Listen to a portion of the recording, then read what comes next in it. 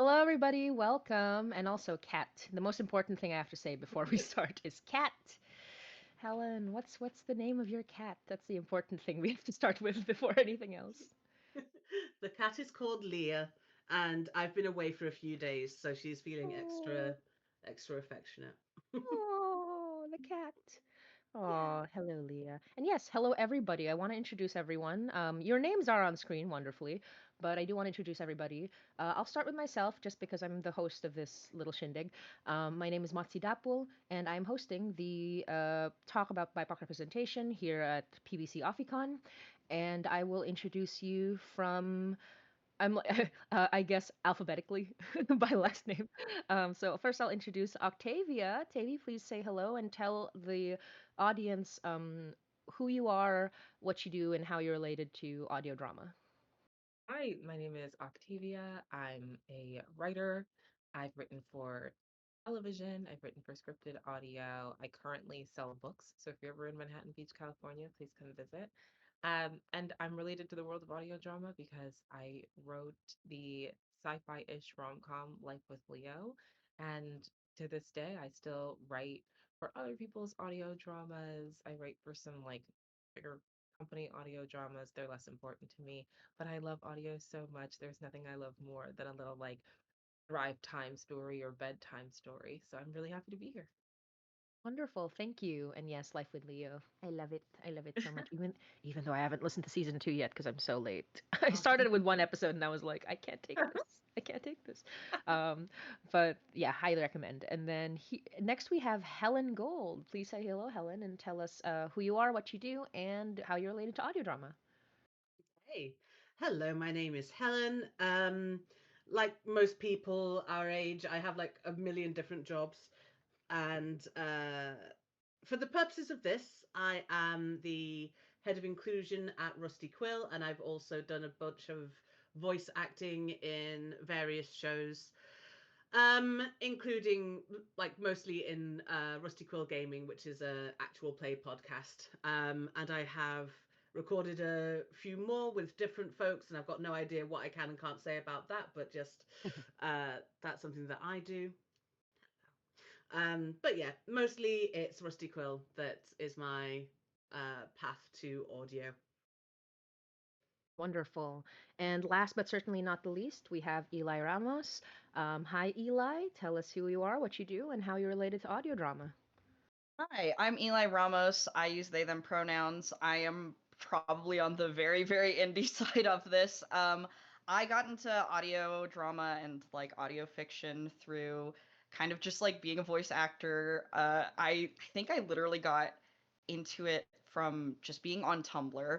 And then I became head of Aster Podcasting Network. I make Under the Electric Stars and I kind of just like help people learn how to make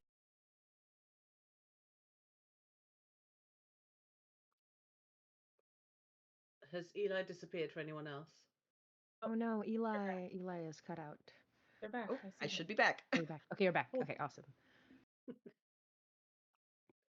But yeah, that's pretty much my Oh, Eli, you're cutting in and out. I'm so sorry.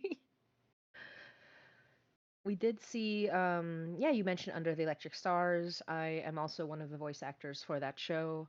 I'm just, yeah, hopefully Eli comes back because as Eli has mentioned to us, the mountains make the connection a little bit rough. And of course, with all of the weird weather stuff that's happening, the connection could be a bit odd everywhere we go. So hopefully, Eli, we will let you know when we hear you again. I'm so sorry. no, I'm you're sorry. good. Oh, hear you. Okay, you're back. You're back. Okay. It is sort of like on and off. But yeah, so Under the Electric Stars, Eli is an amazing creator and voice actor, and for sure, we'll hear more about it in a bit. But for now, I just want to quickly say hello to everybody in the chat. Aphid Solist, Tibers LeBear, and Quills and Paper. Hello, thank you. And someone said, Life with Leo. Oh my God. Yes, it's a good one. It's a big one. But yeah, we've got a lot of interesting like levels of professionality, if that makes sense. Like everyone has like a certain amount of experience with podcasting, but obviously like every single one of us, we also have other jobs.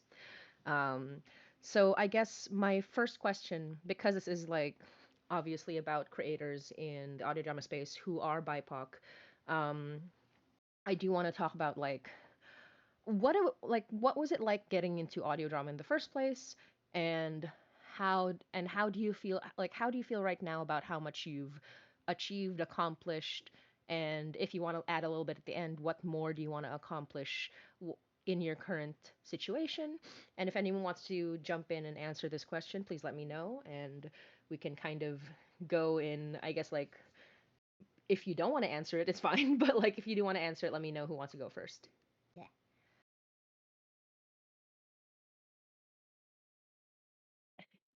What achieved, accomplished? Sorry, it's a big long question. Oh, yeah, sorry. Okay, okay. So the question is, um, how did you first get into audio drama? Where are you at right now, and what do you still want to do? It's like past, present, future, the Okay. situation. I can start, and hopefully I won't cut too much in and out. Um, yeah, like I said, I started on Tumblr, and I think like I really have stayed mostly in kind of like the amateur indie world of it, and like part of that is just because my actual like day job is being a journalist, and like that's pretty high functioning, very very involved. So I don't know that I could make necessarily like doing audio drama my career, because like I love creative writing and I love doing that, but also my day job is writing. So I think part of that too is like I think having the creative outlet to do these like really intensive cool like world building things is really fun, and I've gotten a lot of experience in getting to work with just like different people, getting to also what I liked doing with like Under the Electric Stars was like I have learned a lot of just like working with people like online, working in like different teams, uh doing a lot of different like I think learning about theory to write Under the Electric Stars, which is like an extremely politically oriented show. So I think that that has been a really cool thing to do. And I think that that will just continue to be my trajectory, as working in kind of this like indie part of audio drama, which is the part that I really love about audio fiction, is that you can be a creator and not have to make it, you know, this like huge, like high powered production, that there is such like an I guess like independent circuit of people that wants to keep creating, that has been like my love for this world. So Awesome. And yes, as briefly mentioned, Under the Electric Stars is sci-fi dystopia, but that's just real life. If you yeah. wanna, yeah, if you wanna escape real life by listening to a sci-fi dystopia, a sci-fi capitalist dystopia, that's just real life. Under the Electric and oh. Under the Electric Stars is a good show to get into. But yeah, is there like anything you want to do in the future, Eli, or like at least like what do you think is in the cards for audio drama creation right now in the future? Yeah, I mean, I think one thing that I definitely have wanted to do and has been like my passion project was like to talk with other indie creators and help them like grow their own shows and like help them understand like the process of making shows. I think I've been really, I guess, like fortunate in the sense that like I've always had like a really strong work ethic in terms of like making stuff, and I make Under the Electric Stars pretty much on the production side, like uh mostly by myself. Like I have a really great cast of people, but I do like the directing and uh the writing and the casting and the audio production, like all of the back end stuff is me. But I think that that's really, I don't think that a lot of people understand like the back end work that goes into making audio fiction. So it has been really cool for me to teach people how to do that, like, and for people who are like, I want to learn how to make audio fiction. How do I do that? And for me to be in the space and be like, hey, like I do that all the time. Here's how you can get started. Like here are like a bunch of free tools. This is how I got started as somebody who literally did not have like a single penny to start doing this as a production. And again, like that is so true to like the DIY, like indie.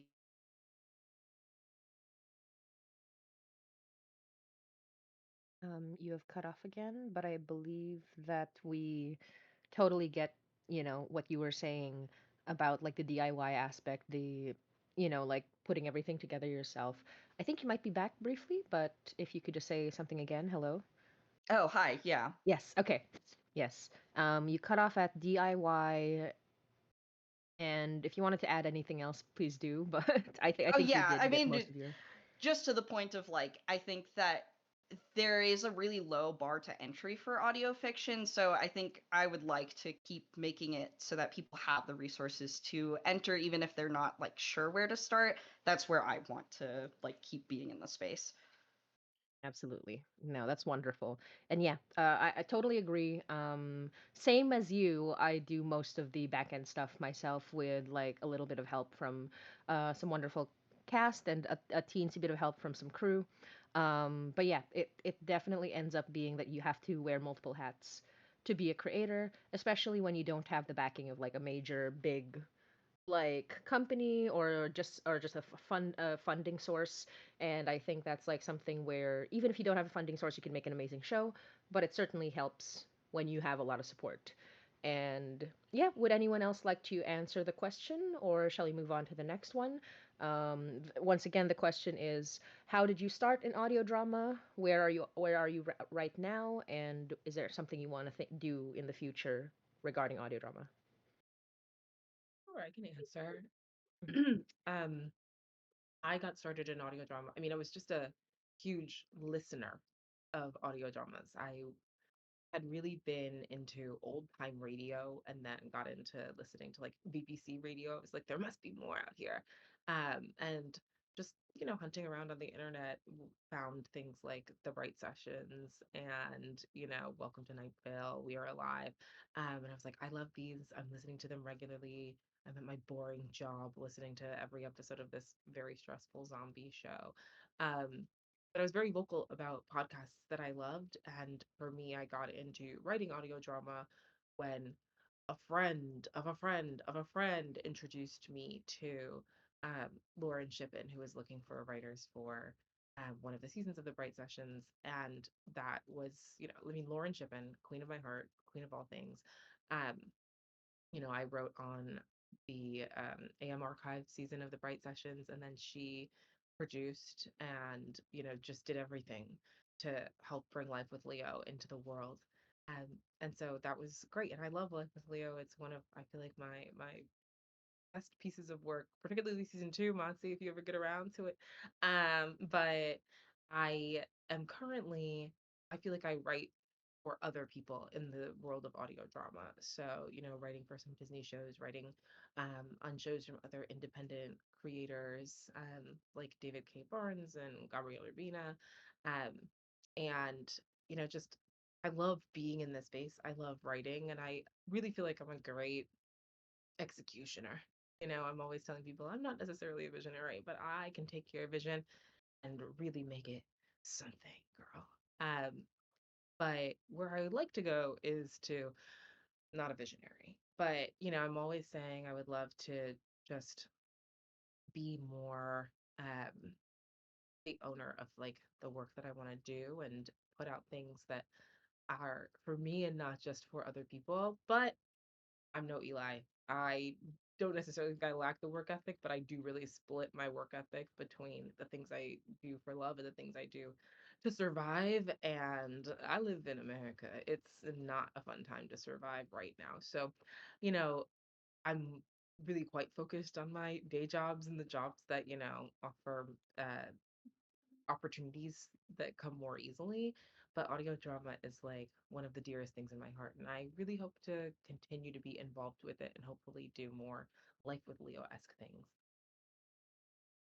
Absolutely. And Helen, would you like to jump in with an answer to the question? Or would Yeah, you? sure. So I got into it completely by accident.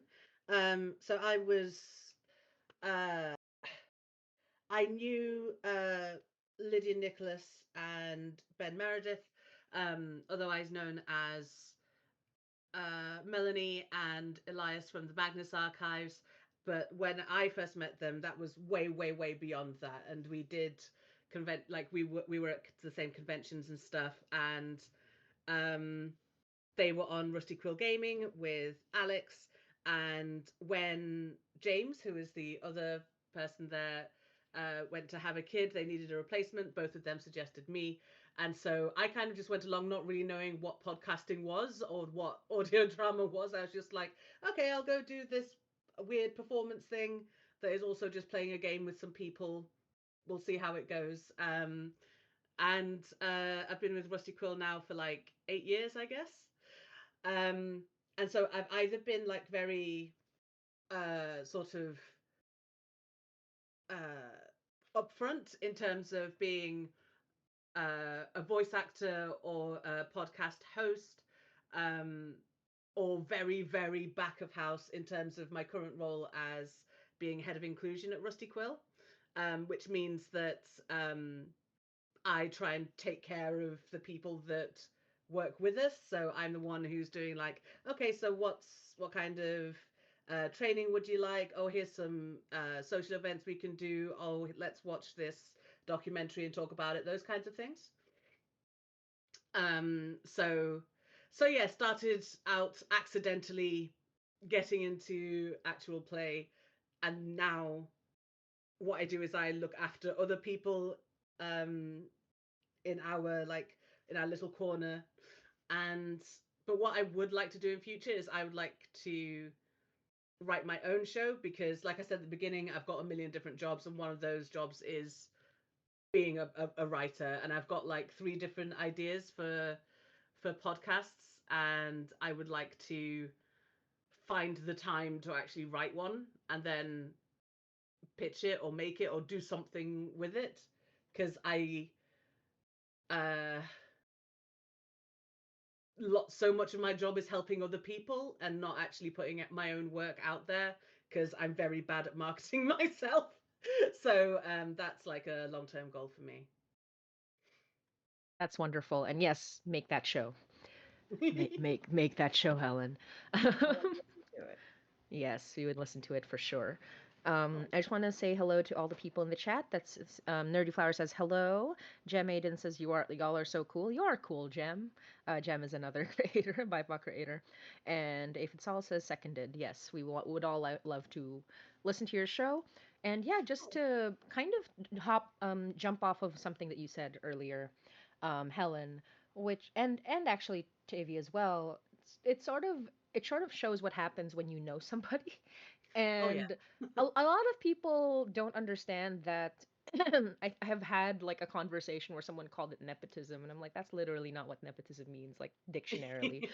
But a lot of people do lament the fact that like creative industries like this require a lot of networking. Mm, But that is that's sort of how it works, right? Like in any industry, you have to learn a certain thing, and one of those is like getting in touch with people and kind of making connections. And I met Helen and Tavy as a temporary podcast host for an event way, way back in the early days of Hainai. And that's networking. Like, I couldn't have gotten in touch with them and have them know who I am if we hadn't already chatted. So sometimes you just got to reach out. And with Eli, same thing. Like, Eli reached out. Eli actually reached out to me, and that's how I became like a voice actor in a latter season. And that's really just how you, and also Kat, that's really how you get in touch with people. And if you are a person who does not come off as very like unpleasant, like if you're not an unpleasant person, you get to do a lot of really cool stuff in this, like, I would call it an industry, because this is why we're doing a talk about it. Like, it's one thing if you want to make something fun with friends, which is a great way to start, but if you want to continue into it, you have to think about sustaining it as like an industry professional. And I think that, gi- given that we're talking about industry, I think we can kind of jump into the point or the theme of this panel, which is like being BIPOC in the audio drama world. And I guess my first question for people is, what is like, so it's another question with layers, but what is easier about being BIPOC in the audio drama space, and what is harder than other spaces or industries that you've been in? And whoever wants to jump in, please let me know. I mean, I can answer first this time. I, the other big chunk of my professional writing has been in the television space. And I wrote on a Disney Channel show for about 3 seasons, and I got that job because I was in the Disney ABC writing program, and I had previously done the NBC writing program. And both of these are programs that are designed to like reach underrepresented groups or give underrepresented groups a um, quicker pathway toward being working writers. I shouldn't even say quicker. It's not like a fast forward button necessarily, but it is um, recognition of the fact that it is so difficult for underrepresented groups to get the same breaks that straight white male writers will get. Um, but I'm just one person, and there are many other BIPOC writers who don't get into these programs and who have to figure out their own like workarounds and ways in. And like Motzie said, like the relationships that they're building, where hopefully the right person remembers you at the right time. And I also have stories of that where the first real like job I got as a showrunner's assistant came from just saying yes to as many things as possible, and in the course of doing one of those things, meeting a writer on a show who knew the showrunner was going to need an assistant and asked if I was available. And for me, I don't consider myself to be a very good networker because I hate feeling disingenuous. Like, I want to be talking to someone because I'm interested in that person and what they're doing. And I feel so anxious about how I am being perceived by that person, right? Will they think that I'm just here to take? Um, and so for me, I often think about networking as just like building friendships and relationships and being Mhm. very like, if you consider yourself not to be a good networker, or you don't want to do it because you don't want to feel grasping, I think it's just like be like a friendly, open, honest person, but also be very clear about how people can help you. It doesn't have to be like gimme gimme. It can just be like, this is what I want to do, and make sure people know what it is that you want to do. um but to get back to the meat of your question, Motzi, um I feel like listen, racism exists everywhere.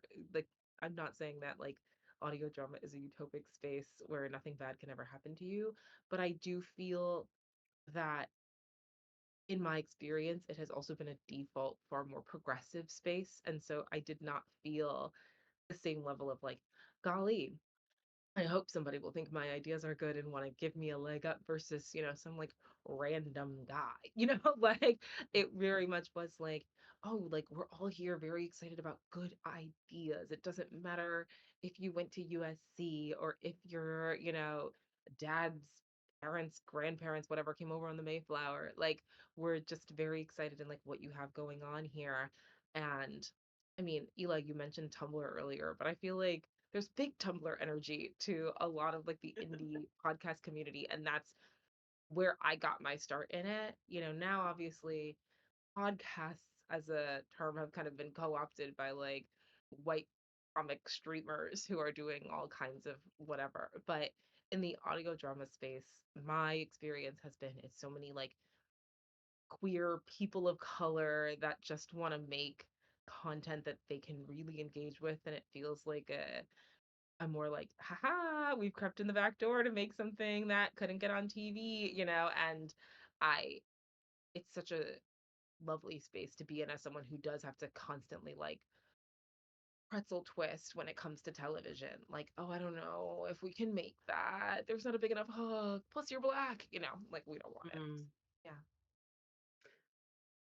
I really want to back you up on that. I feel like because podcasting is like a relatively new industry, um, it feels like more democratic in a lot of ways because nobody there isn't yet, I think, a very, very strict way of doing things. There isn't like a particular path. There isn't um there isn't a decades long, centuries long legacy. Obviously there are older shows that we all know and there are newer ones, but like they don't necessarily gatekeep as much as if I take, obviously I'm in the UK, um there isn't a BBC equivalent in podcasting, even though the BBC does have their own like BBC Sounds thing. there are so many other shows and networks that are doing great in the space, and they don't like, it's not necessary to be associated with the BBC to succeed, is what I'm trying to say. And I think that that's something that is probably true across the space. At the same time, though, exactly as Tavi said, the default structure of anything that is made in this society is an oppressive one, is a hierarchical one. And so you do come up against the same kinds of discrimination and prejudice and bigotry in terms of who gets seen, whose stories are seen as more relatable and therefore get bigger, and all those kinds of things. Particularly because in audio drama, we are a niche within a niche. When people think of podcasts, they think of like the non-fiction chat podcasts, and like celebrity stuff and entertainment stuff. And so I think that it's a double-edged sword that we have as BIPOC in podcasting, because yes, it's a new space that makes it easier for us because there aren't as many barriers, but there are still the normal barriers that we might expect. And also, like, money is an issue. Your demographics affect how much disposable income you have. And if you are black and queer, and so many, like any other things, you're more likely to be struggling for money. That means that you're less likely to be able to afford to have the time to create, to learn new things, to get a microphone. And so there's so much. I constantly think about how much talent is being lost to capitalism because people are so worn out from survival that they can't engage in that human desire to create. Yeah, thank you for ruining my point. I think emphasizing your point, I think, is what it is. We must all scratch at the chairs. Yeah, he's trying to climb, that difficult barrier.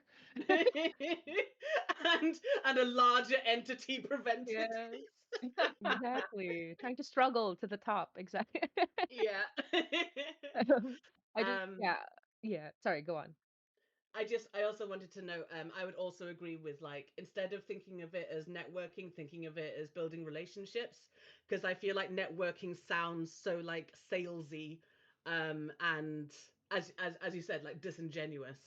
But what it actually is about getting to know who is in your space, and what people are doing, and like seeing what you're interested in and what other people are interested in, rather than viewing people as a means to an end. It's so much better to authentically get to know people and know, like, what they're into, and let them know what you're into. Exactly, exactly. And yeah, I would love to get hear Eli's thoughts as well, because as you mentioned, you are more in an indie sphere. Myself, Helen, and Tavi all have some level of like larger connection. Like I guess I'm the most indie out of the three of us, but like I still have a much larger connection to an industry. So I would love to hear your thoughts as well, Eli. What's easier and what's harder about being BIPOC in this space? Yeah. I think like, well, definitely like to the end of like there's so much less like industry forces when you're in indie space. So you're not answering to like an executive being like, "Oh, we want to have this kind of story." So, yeah, there's a lot more creative freedom, and I think there is like you're more beholden to like the audience's desires for things, right? Like you get to be around communities who are interested in the stories that you want to tell. But like to Helen's point, I think that people are really primed to wanting the stories that they've already kind of been fed, and like those are influenced by like the society we live in. And so people tend to gravitate towards stories that have like white men in it, and like unfortunately they're like, but that's the everyman, and I'm like, oh, but why do you think that that's the everyman? You know what I mean? White men are actually a minority. You want every Because man? Chinese men, Indian men. That's the Yeah. everyman.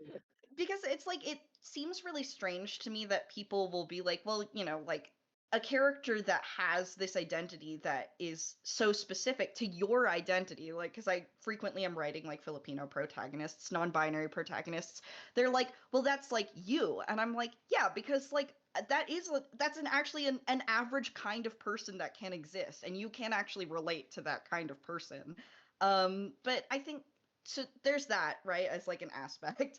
Pinoy power. But I think like also there's kind of I don't know exactly how to like phrase this particular like thing, but I think there's a little bit of a struggle too among like indie creators that like we're always trying to like, you know, break out of the because there's so many, right? And so you're trying to like make yourself seem unique, and you're trying to like market yourself based on some of these like identity points, that it's like, oh, it kind of feels like it is almost like, well, BIPOC is just like a tag that you use to like say, oh, like, but we're diverse, like, or we're unique, or like, and I think that that like almost kind of like dilutes the meaning of the term like BIPOC. And it's like, actually, I do think that it's really cool and unique that we get to tell these stories, but I also like caution people against just using it to be like, well, we have BIPOC representation. And I'm like, well, think about what representation actually means. Like, what are you using like these stories to talk about? Like, does like representation just mean you happen to have a black person in your show, or does it mean that you actually want to talk about like the experiences of like being a black person? Does it mean you like happened to cast an Indian person, or does that Indian person's like experiences and like culture get to play a part in like what their character's like story gets to be?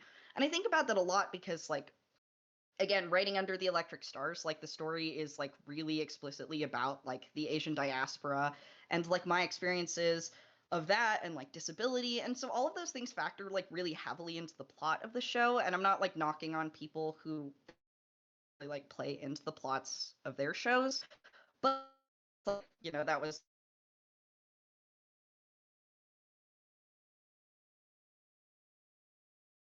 Eli, I regret to inform you, you've cut out again. But thankfully, as before, we have gotten most of your point as well, which is that, yeah, like not to knock on the people who do talk about like being BIPOC, but a lot like what attracts a lot of people who are not primed to welcome a BIPOC story is often like the other parts of your show. So I totally understand like what you're getting at as well.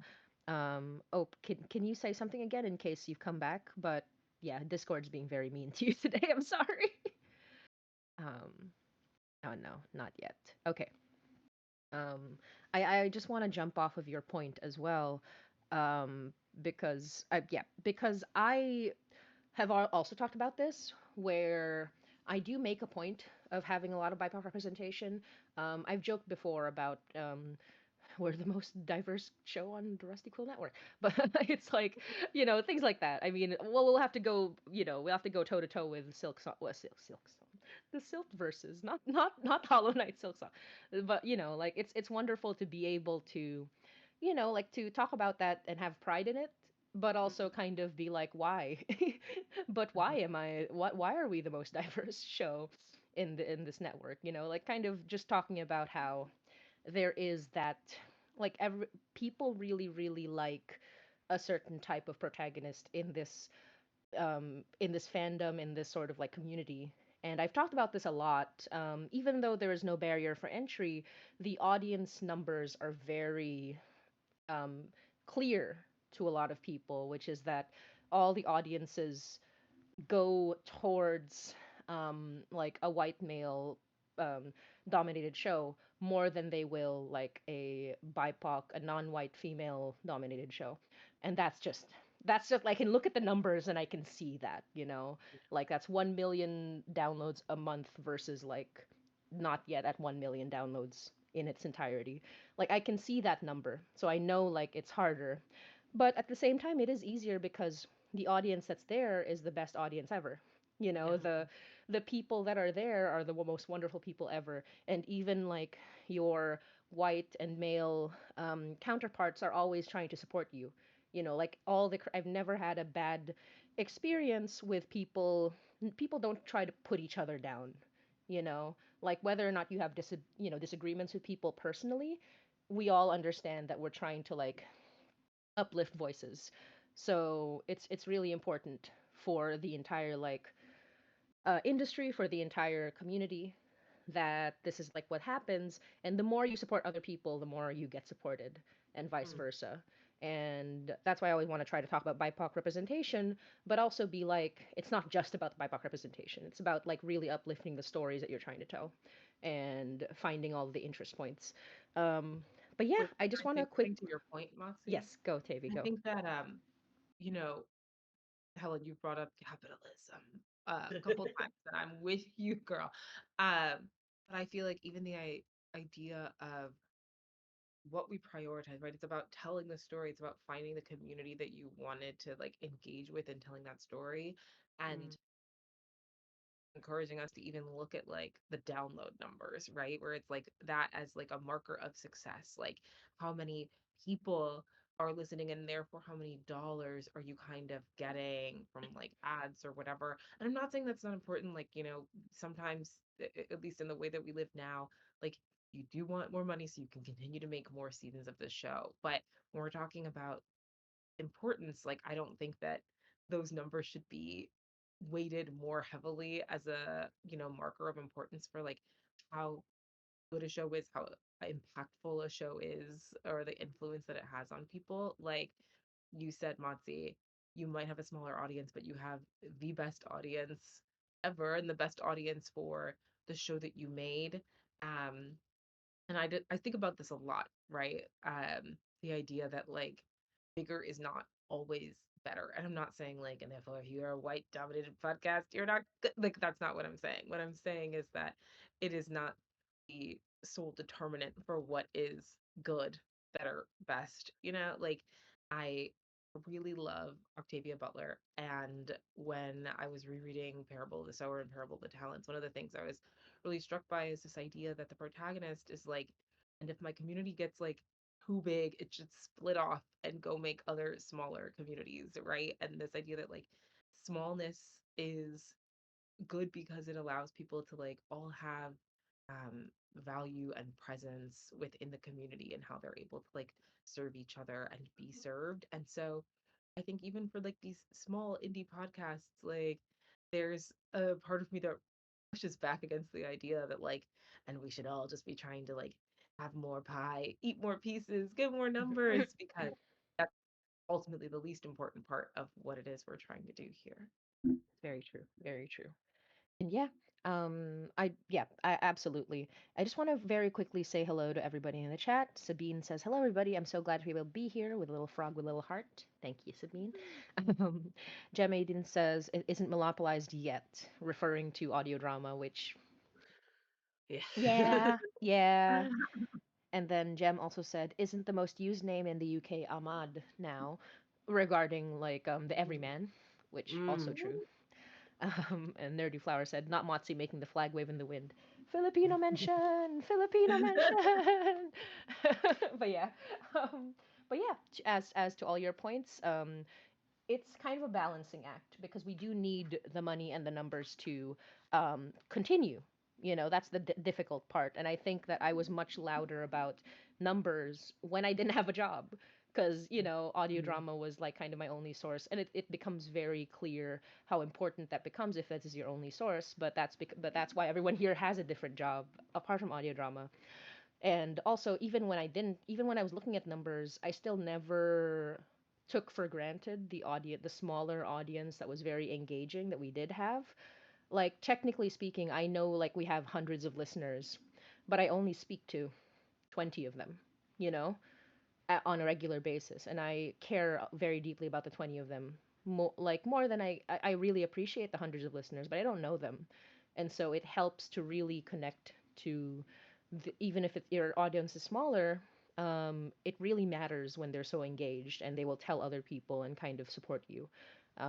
But yeah, now that yeah, Eli's back, is there anything else you'd like to add before we go on to, I guess, what'll probably be final one or two questions? I just also love Parable of the Sower. I totally agree. Yes, absolutely. And yeah, that's the benefit of being in this community, which is that it's easier to get into. It's easier to get a wonderful community of people who support you. Although it is harder when you are looking at the structures that we have to live under, like capitalism. It's harder capitalistically, but it is easier like socially and creatively to be in audio drama, and that really does keep you going, like no matter how much or how little success you're seeing capitalistically. Mm, Yeah. yeah. So in this well, it's not that far, it's not that close yet, but we are getting to the latter half of this talk. I wanted to give this time for everybody to just tell us about your audio dramas, your shows. Tell us why people should listen to them if they haven't already, and tell us about any other projects you're working on right now, and we shall all nerd out together. Who wants to go first?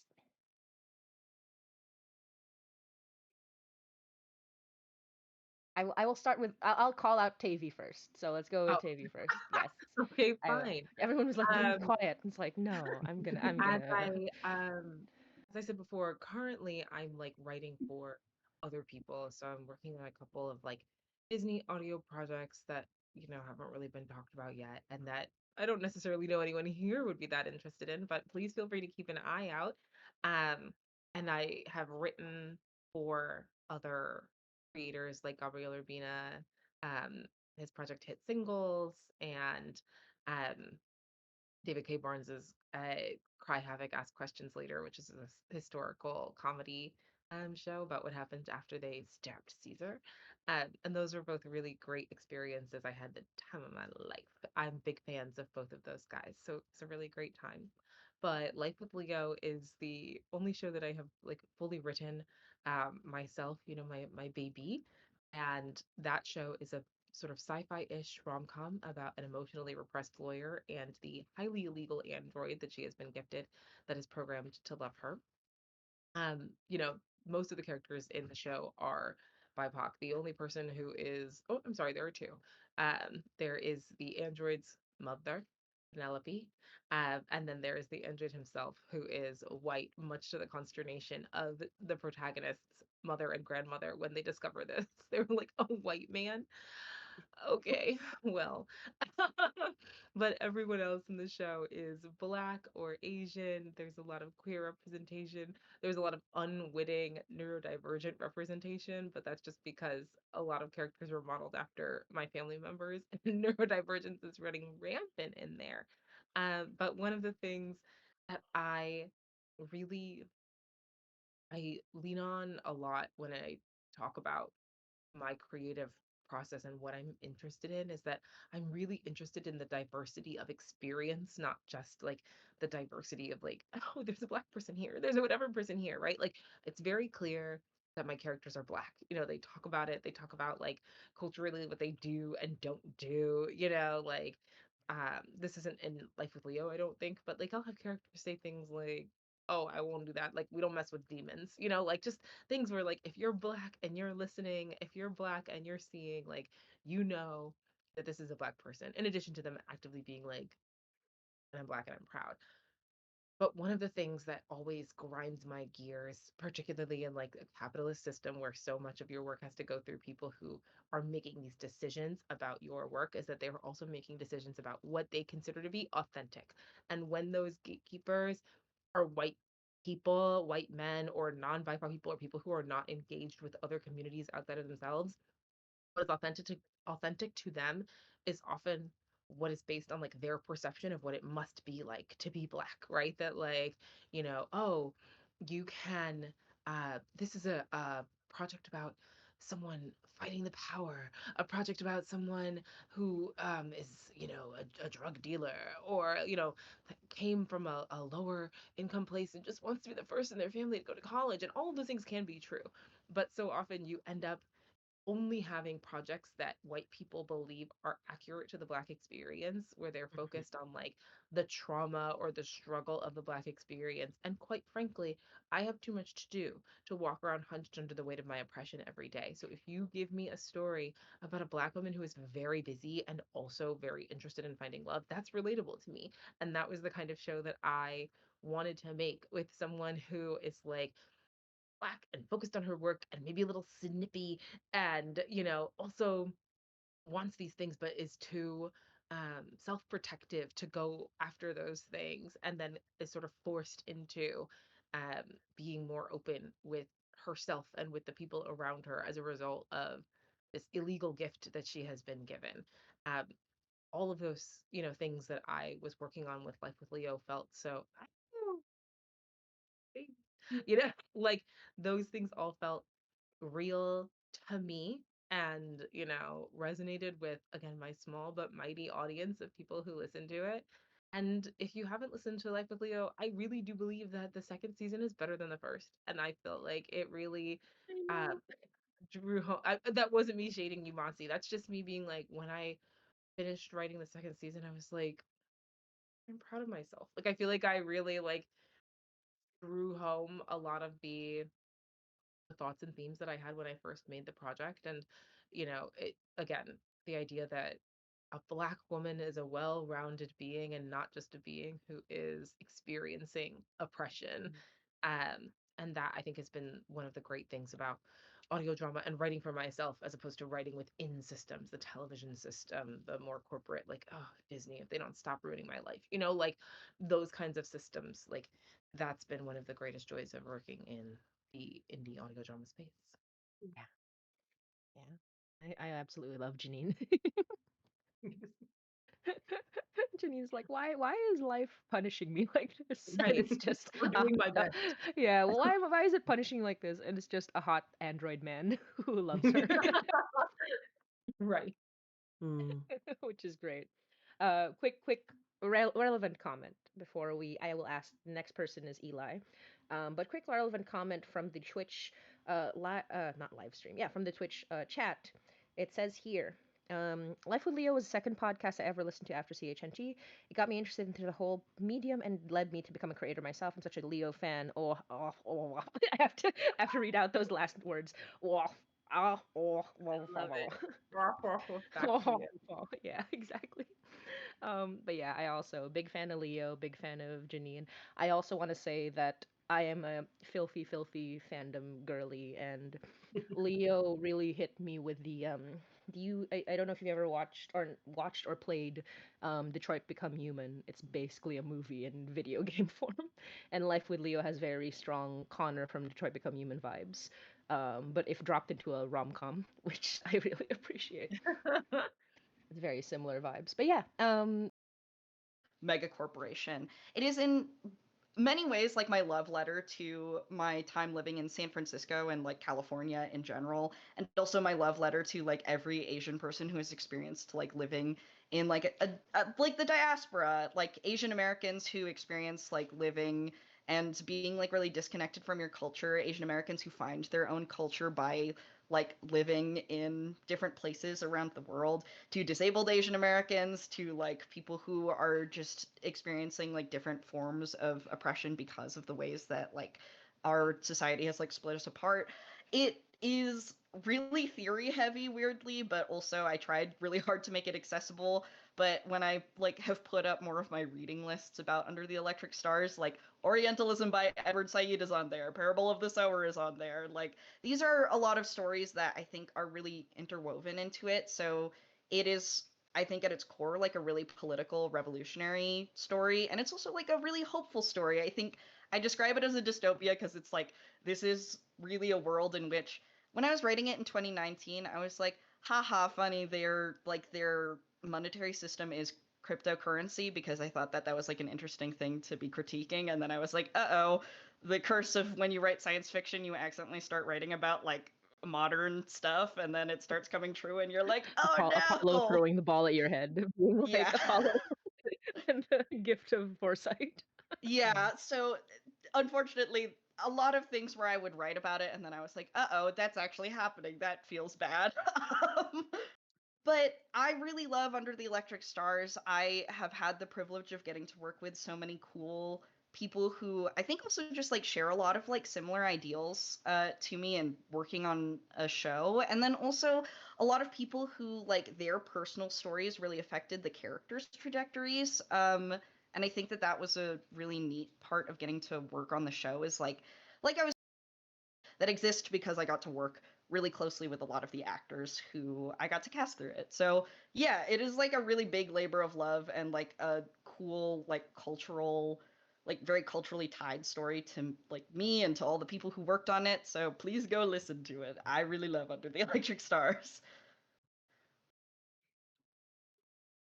It is very excellent, yes. I do want to just quickly make sure that everyone's still hearing us because there seems to be a bit of a stream issue.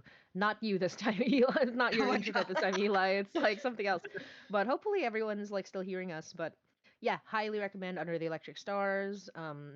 It is just I love the story that's going on. I may not be able to to follow to listen to the entire series, but it is, and also because I'm in that show, so definitely you gotta reel them in. That's the way you catch them. But yeah, it is very much something you gotta do sometimes when you wanna like get those bigger numbers. But that's just a little bit of advice for me.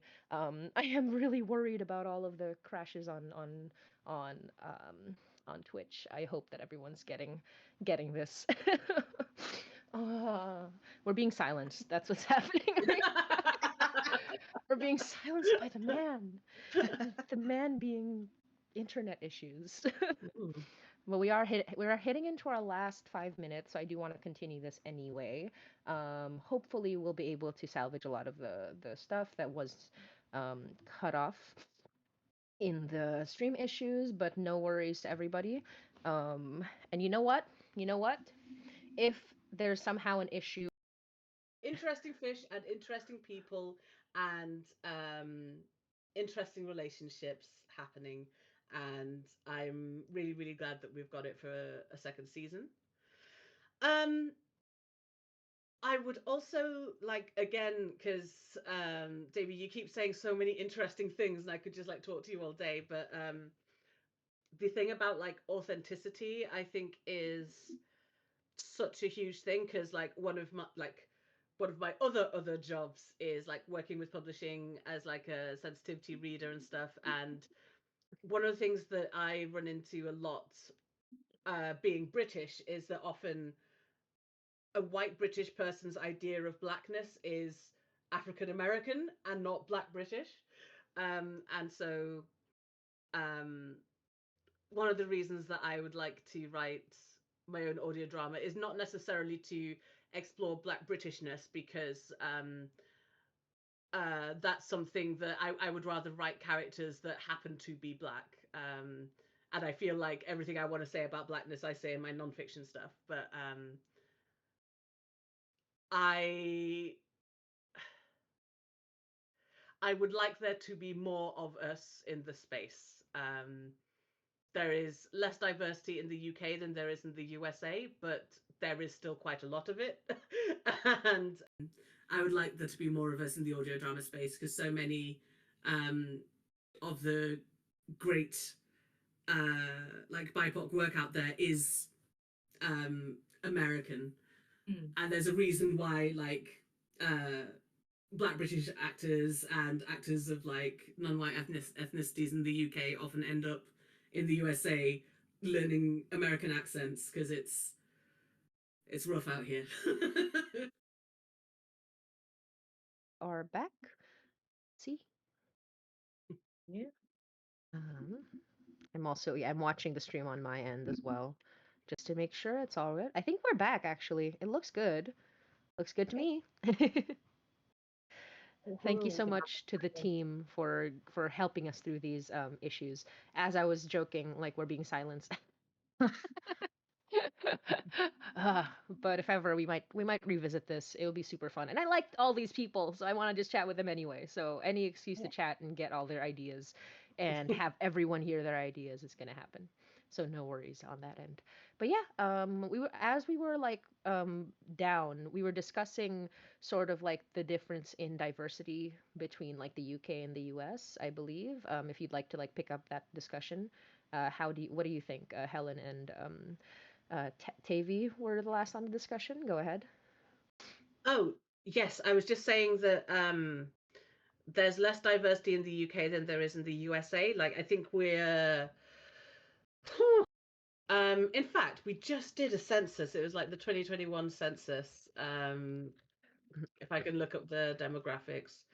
Um, okay, so we are in the UK, we're still like about 75% white. But even then, that's just white British. That doesn't count people who are white traveler or Eastern European white as well. And because like there is such a because the USA has such a strong influence on the media that people consume in other countries, a lot of the time people's ideas of um the lived experiences of different ethnicities is influenced by the American experiences. And so one of the things I would really like to see like flourish in the future is more stories like from ethnic minorities in the UK, because we don't have that much stuff about us out there. And certainly not about us written by us or directed by us. And I think audio drama might be a good space for that to happen. And I was just hyping Helen up, saying that like I personally am always seized by the desire to like flood the marketplace. You know what I mean? Like there is this, I think part of that is the Disney Channel show that I wrote on was Raven's Home. And it was the most diverse show on the network at the time by far. It just in terms of like having a mostly black cast. I think for a second Andy Mack was there too, but then, they were gone.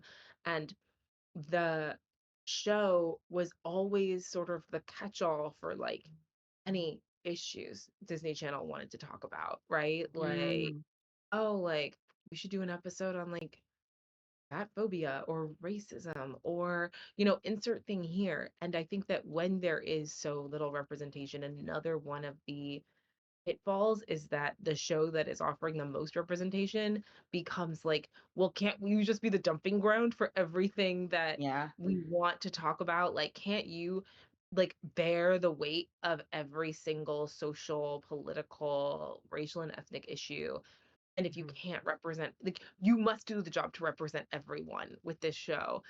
And that's just not accurate. Once again, I am but one woman. Like, and I'm a pretty mediocre one at that, but I'm doing the best Untrue. I can to get through my day. And so then to be the representative for everybody else's experiences when I am just like, again, one boring individual, like I couldn't do that. It's not feasible. It wouldn't be true. It wouldn't be the authenticity that these, gatekeepers pretend to care so much about.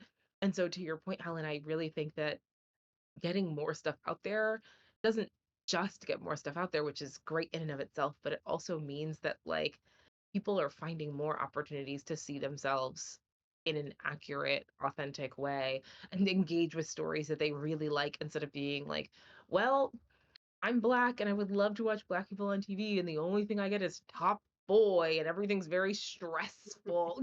Like I'm just a girl. Like, like the more that exists, the more that even the shows that came before and, are doing a great job doing what they're doing, don't have to bear the weight of being all things to all people. Yeah, and Yeah. that's a piece of advice I so often give.